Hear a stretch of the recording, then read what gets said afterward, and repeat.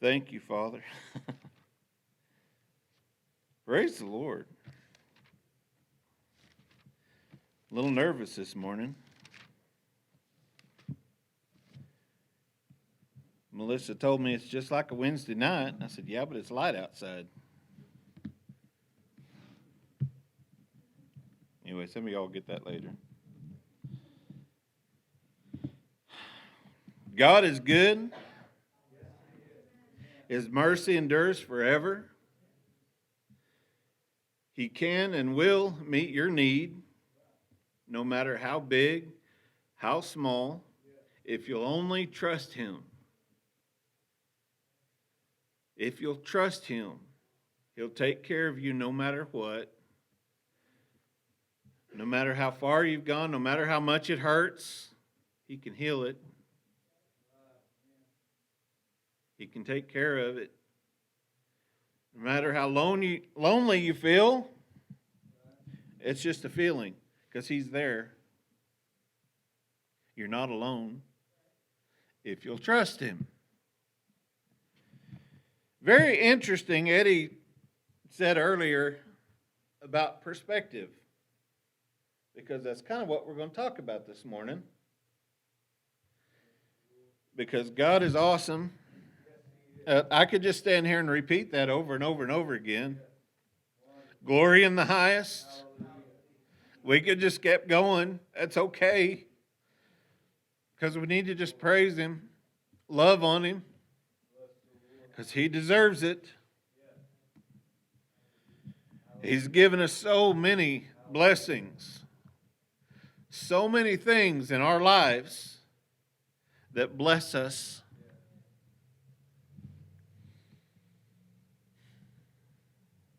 And He's so faithful to do so.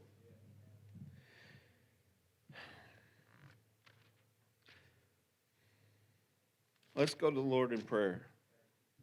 Heavenly Father, as we come before You, we thank You. We praise You for who You are and for what You've done, for what You've given, for the power, the authority, for the word we have to live by, Your faithfulness that we can trust in, Your loyalty as we talked about this morning in class. Thank You, Father, so much for all that You are. We pray as I begin this message this morning, Father, that You would bless the ears that hear it. Lord, that it would make its way into the hearts and minds of Your people. That it would become seeded and grow and bring forth fruit as You would have it to. We thank You for it. We praise You for it in Jesus' name. Amen. One guy that knows a lot about perspective, if you'll turn to Luke chapter 19.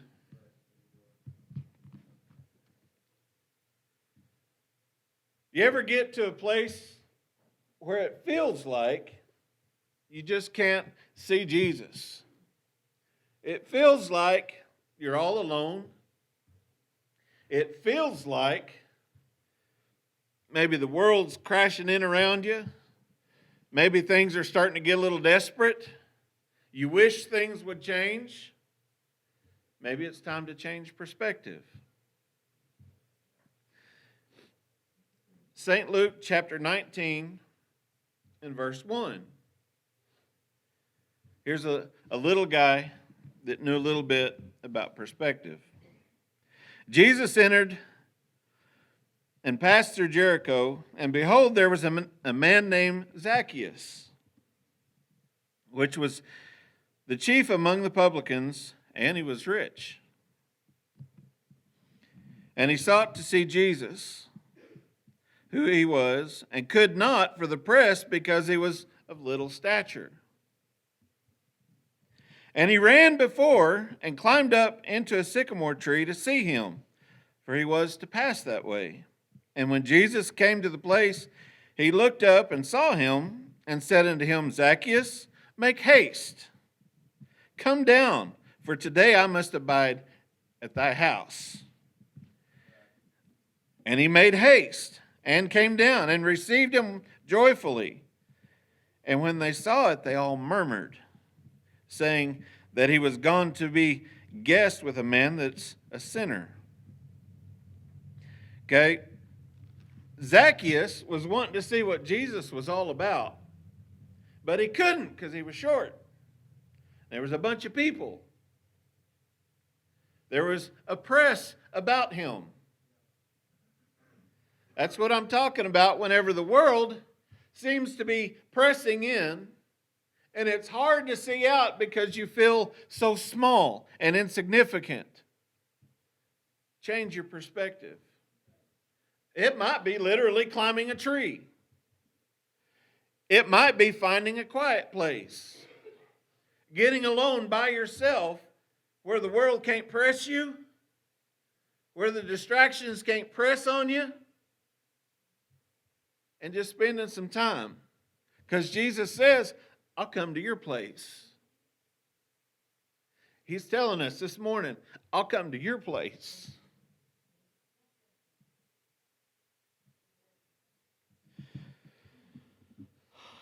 If Eddie didn't get you stirred up talking about the choir and all the singing and all the praise going on, this should. I'll come to your place. It's perspective. It's all about how you're looking at it. Oh, woe is me. Oh, I can't. I'd love to get out of this, but I just can't. Find you a place away from the press. Because the press will do that. You ever talk to a reporter, the press? You ever watch the news? Is it ever completely 100% right? Who knows? Get away from the press, from what's pressing on you, from who's talking about you, from all those distractions, all those things that are weighing down. Get away, find a place wherever you're at. Find a place, just you and God. Let him talk to you. Let him commune with you. I took a Brother Mitch approach to this morning. I've got 4 points. Yay. Okay. Maybe I shouldn't have. All right. Turn with me to John chapter 10.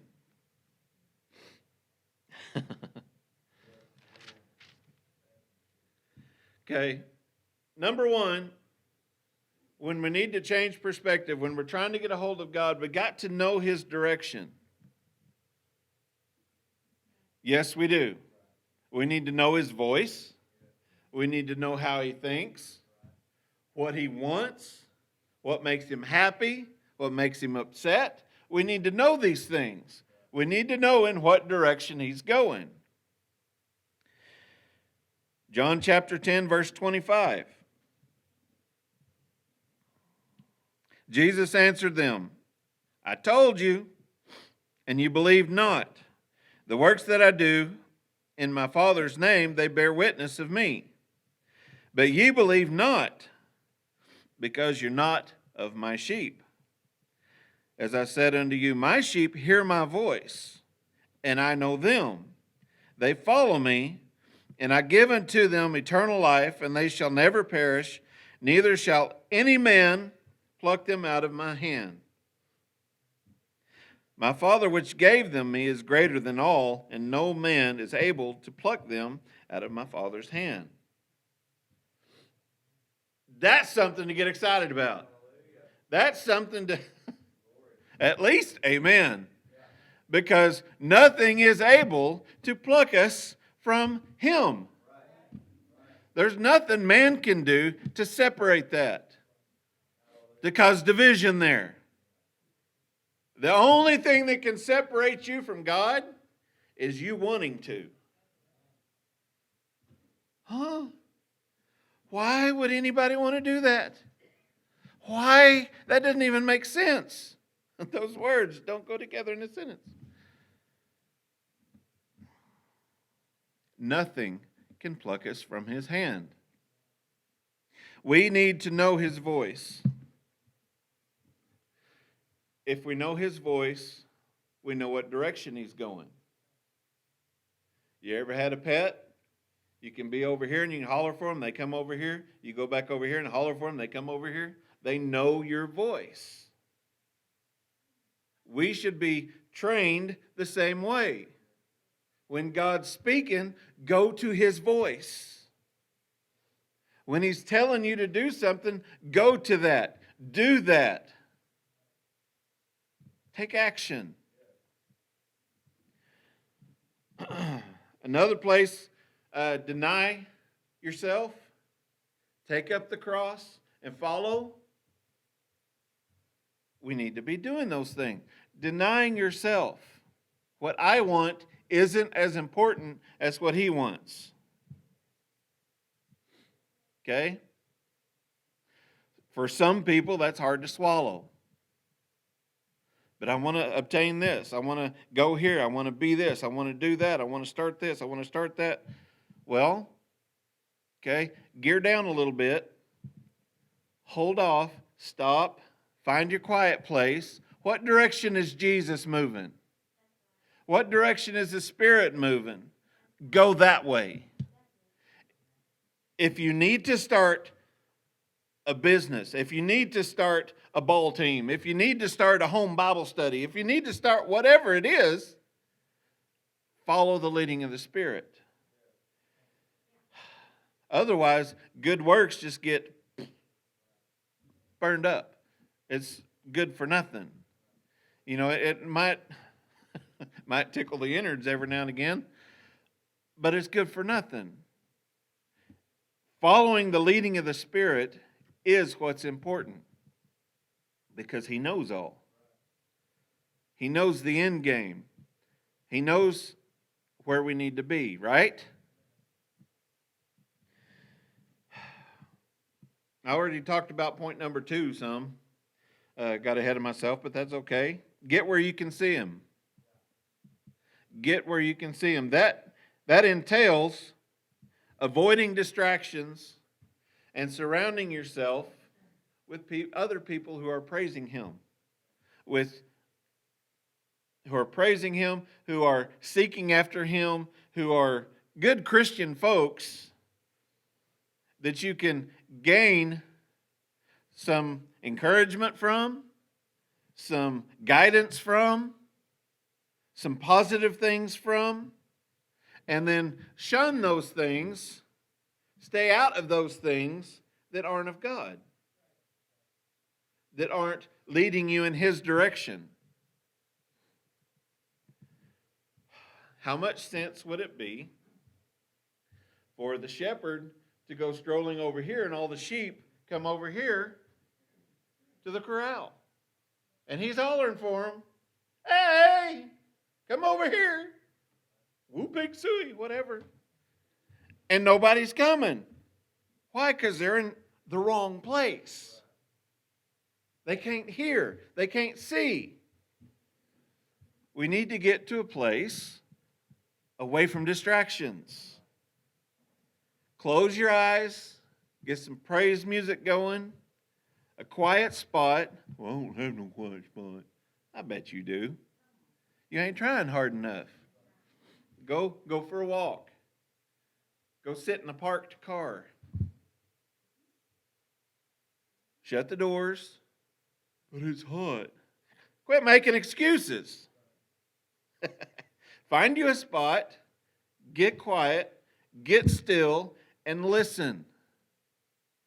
Read some word. Things will start popping off the pages and start sinking in because you're paying attention to it. Not just reading through it to check off, hey, I read a chapter today. But listen to what it's saying. God will teach you something. God will show you something. Are we moving right along?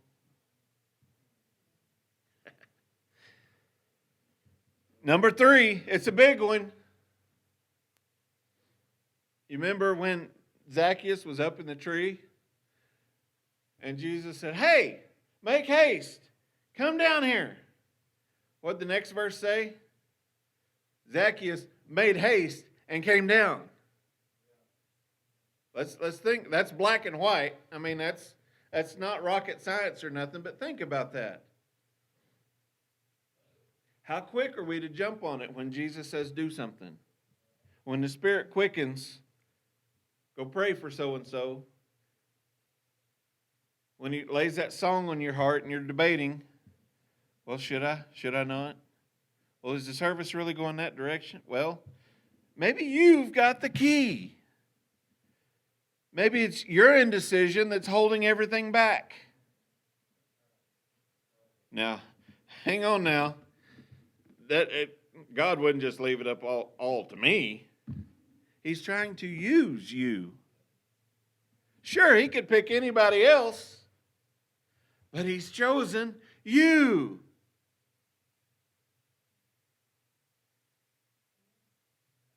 It's exciting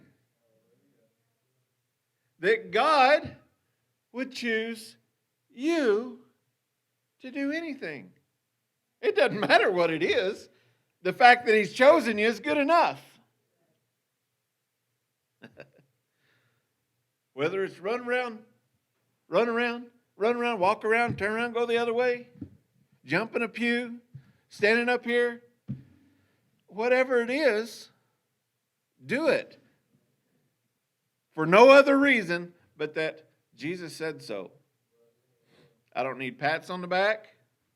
I don't need acknowledgement from the pastor. I don't need somebody to come up, good job. I don't need that. What I've got is my Heavenly Father blessing. And that makes me happy. If I'll see it.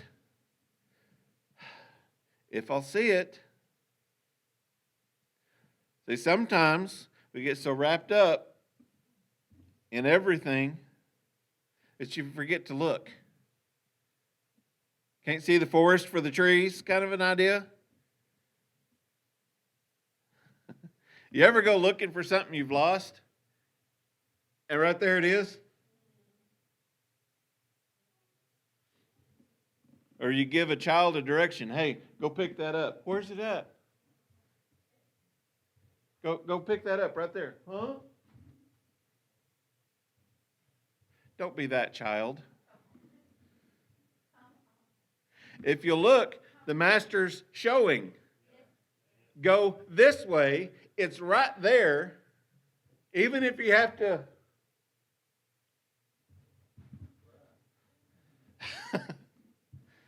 do what He says to do. Follow His leading. Follow His guiding. Because it's all going to be good. All things work together for good. Praise the Lord. Number 3, answer when He calls. Go to 1 Samuel.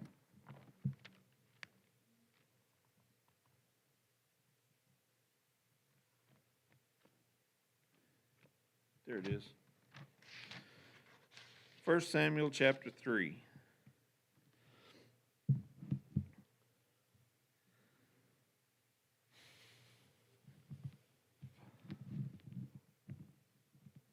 Sometimes we just don't know any better when He's calling because we haven't learned to hear the voice. So how do I learn to hear the voice? You step out on faith. When you think this might be God, step out. Try it a little bit. Step into it. Lord, I'm going. And if He'll let you know, ooh, that's not right. Ooh, I shouldn't be here. Sorry. Lord, I apologize. I thought, but. Or, blessing. Okay. Go a little further. Blessing. I'm liking this. And you're walking in what He's wanting, where He's wanting you to be. Chapter 3, 1 Samuel chapter 3, verse 1. And the child Samuel ministered unto the Lord before Eli, and the word of the Lord was precious in those days. Wouldn't that be great if the word of the Lord was precious nowadays? I know it is to some. Don't look at me like that. But as a whole in this world, anyway, that's a different sermon. And the word of the Lord was precious in those days. There was no open vision. And it came to pass at the time when Eli was laid down in his place, and his eyes began to wax dim, that he could not see. And ere the lamp of God went out in the temple of the Lord where the ark of God was, and Samuel was laid down to sleep. And the Lord called Samuel, and he answered, Here am I. And he ran into Eli and said, Here am I, for thou callest me. And he said, I called not. Lie down again. And he went and lay down. And the Lord called yet again, Samuel. And Samuel arose and went to Eli and said, Here am I, for thou didst call me. And he answered, I called not, my son. Go lie down. Now Samuel did not yet know the Lord, neither was the word of the Lord yet revealed unto him. And the Lord called Samuel again the third time. And he rose and went to Eli and said, Here am I, for thou didst call me. And Eli perceived that the Lord had called the child. I could just see Eli's face. I know what's going on. I know what's happening here. Therefore Eli gave direction. Eli said to Samuel, Go, lie down, and it shall be if he calls thee. Say he knew. If he calls thee, that thou shalt say, Speak, Lord, for thy servant heareth. So Samuel went and laid down in his place. And the Lord came and stood and called, as at other times, Samuel, Samuel. Fourth time. Isn't God wonderful? He didn't just give up the first, second, or third time. See, God understands where you're at. Okay? That's not a crutch to get away with things, but God understands Samuel didn't know the voice. He didn't understand what was going on, but now he has direction.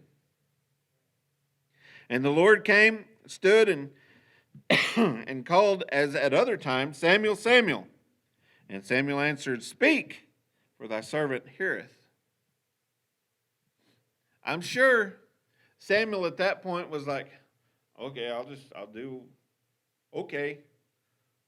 like Eli said. What kind of expectation would he have? Don't know. He didn't know the voice. Nothing had been revealed to him yet. So he's just doing what he knows to do. The direction that he got. Speak, for thy servant heareth. And then the Lord went on to talk to him, to give him direction, to give him something to do. We need to acknowledge the voice. Answer the call. Okay, put it in today's language. When your phone rings, pick it up. See how many amens I got there? I know notifications. When God is calling you, when he's laying something on your heart, because you've been searching him, you've been looking for him, you know where he's coming, you're ready for it. He said, I'm coming to your place. Okay. And then he comes and he's talking to you. He's laying something on your heart to do, to know, to grow, whatever it is, take it. Receive it. And grow from it. Oh, there will be, as in Zacchaeus' case, there will be those that, who does he think he is? Saying, here am I to God. God don't talk to me like that. That's obviously because you're not in the same place. Change your perspective. Get to a place where he can talk to you. Get your brain still, your eyes focused, your mind focused. What's your heart really want? Are you really wanting a relationship with God? Or is that just the right answer? Where's that desire at? Regardless of all the sports, regardless of all the clubs, regardless of all the family junk, regardless of everything else, here I am. God will take care of all that other stuff. He'll line it out. It will work in His way, in His time. We have got to trust Him in all that stuff. And simply be of the mindset, here am I. That's the perspective. Then when He calls you, slide down that tree. Don't stay in the sycamore. When He says, make haste, buddy, make haste. Don't lollygag around and throw the, well, is that God or is that just me thinking? I don't know. We'll see if God says it again. Well, I feel like that again, and that just has been on my mind all week long, but I don't know if that's just me thinking about it or I just can't get that off my mind. Hello? Stir something up. Get on your knees. Pray about it. Seek God about it. Talk to God about it. Find some counsel about it. Go to Scripture. Do what you can do. Where's that desire at?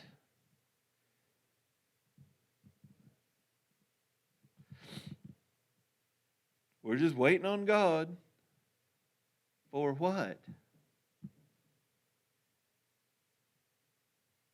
He's given you the power. He's given you authority. He's given you promises. He's given you blessing.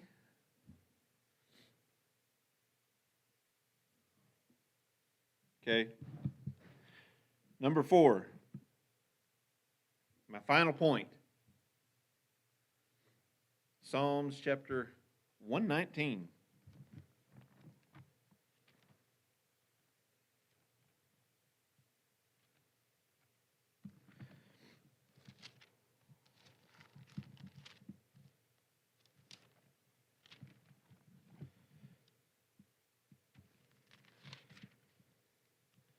That's a long chapter.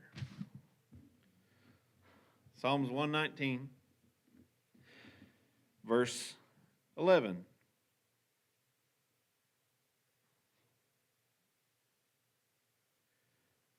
Point number 4 is take him home. Jesus said, I'm going home with you. I'm coming where you're at. Take him home. Scripture said that Zacchaeus received him joyfully. We need a desire to want Jesus in everything we do. Well, of course I do. Well, that's the right answer. But is it the truth? Think about it for yourself. Is he in every aspect of your day? When things are going crazy, do you think Jesus, God's love?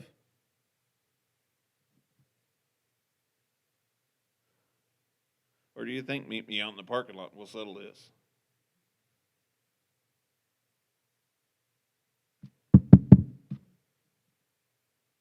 Think about it. I didn't mean right now.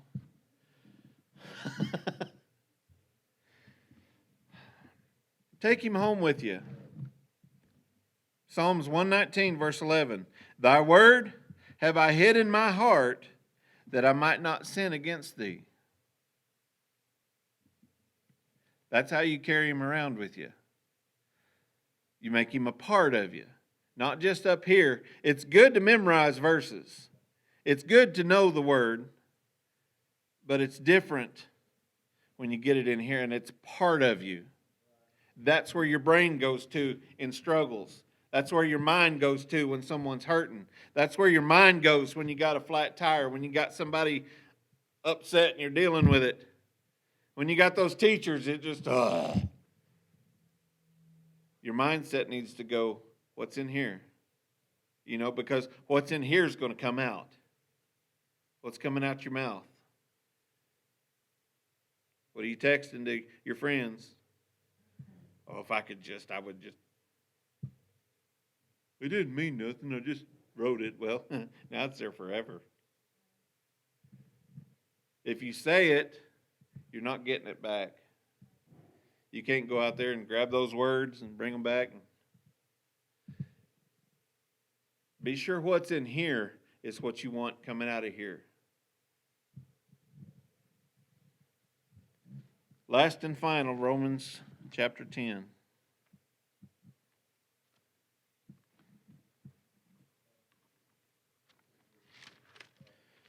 Praise the Lord on a Sunday morning.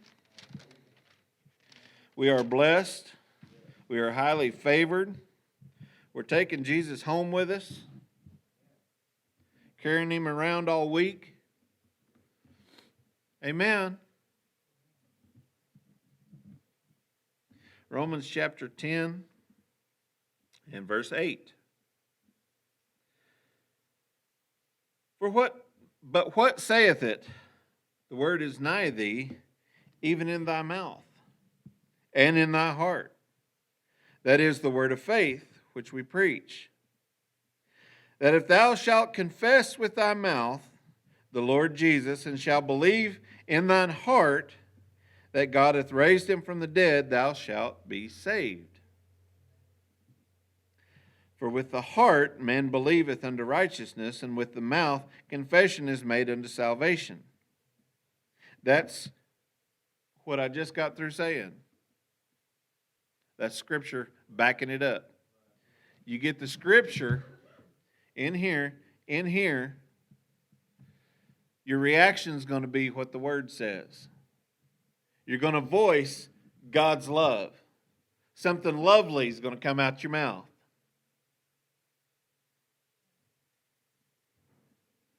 Where most people wouldn't forgive, you'll be forgiving. Where most people are mad, upset, and throwing a fit, you'll be okay. In all this, I know how to be content. Because this is bad, this is ugly, but I'm content because I know in whom I believe. I know what he says. I know he's in control.